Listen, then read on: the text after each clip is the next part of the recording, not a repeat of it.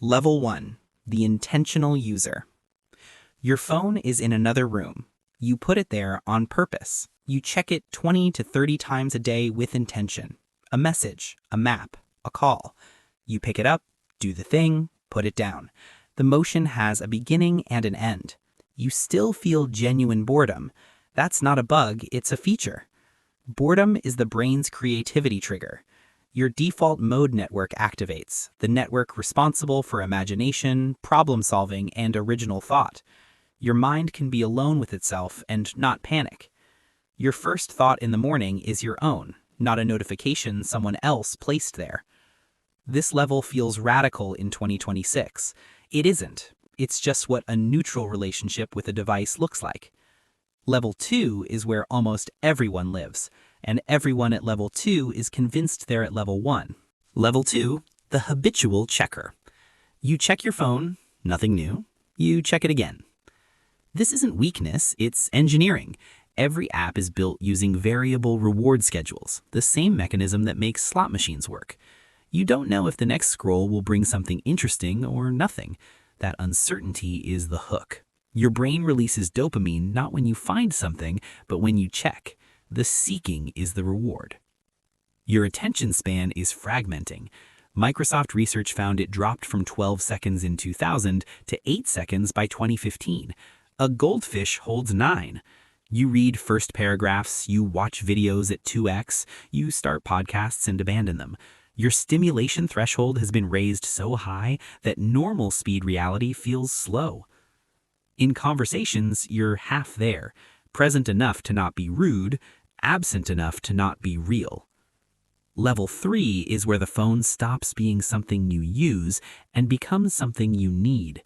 The shift happens so gradually you don't feel it cross. Level 3, the compulsive user. You felt your phone vibrate. You check it. Nothing. The vibration wasn't real. Your brain invented it. Phantom vibration syndrome affects 89% of college students and is rising across all age groups. Your nervous system is now on permanent alert for a stimulus that isn't there. At this level, the phone is emotional regulation. You feel bored, anxious, sad, awkward, and before the feeling fully forms, your hand is already moving. You're using your phone the way other people use alcohol, to interrupt an internal experience before you have to feel it. The problem with never feeling uncomfortable is that discomfort is data. Boredom means you're understimulated. Anxiety means something needs attention.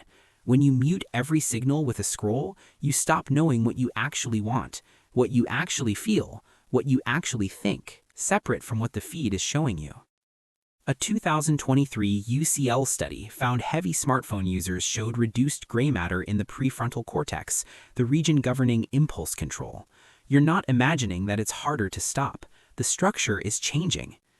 Level 4 is where the phone has replaced something real, and you feel the absence without knowing what it is. Level 4, the displaced.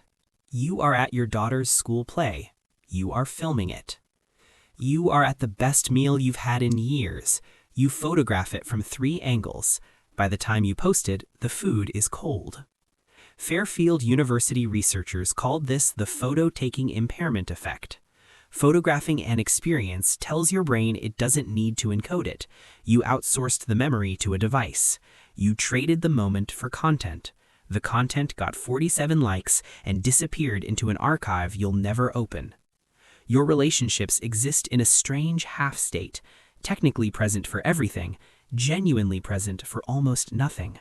The people who love you stopped asking you to put it down because asking became nagging, and nagging became the problem. Real life feels slow now. A walk feels boring. Silence feels threatening. You've calibrated to a stimulation level that actual human life cannot match, so real life has become the thing you do between phone sessions. Level 5 is where the line between the phone and the self dissolves entirely. Level 5, the merged. First thing you touch in the morning, last thing at night. No version of you exists independently of it anymore. You check it when you're happy to share it, when you're sad to escape it, during arguments. You checked it reading that sentence. Your sleep is wrecked, not just from blue light, from cognitive arousal. Bedtime phone use delays sleep by 47 minutes on average because your brain spent the last hour threat scanning comments, comparing itself to feeds, receiving microdoses of validation and rejection. It cannot switch that off with a button. Your opinions are partly outsourced, fed by algorithms that spent years learning which emotional trigger keeps you engaged longest. You think you're forming views. You're being served them. You have thousands of followers. You are profoundly lonely. The most connected generation in history, the loneliest ever measured. The payoff. Your attention is the product. Every second on a platform, a company earns money. Every app was designed by behavioral scientists with one purpose: keep you looking one more second. This is not a willpower problem. You are a human nervous system that evolved over 200,000 years, being outmaneuvered by systems built in the last 15. The off-ramp isn't deleting everything. It's friction.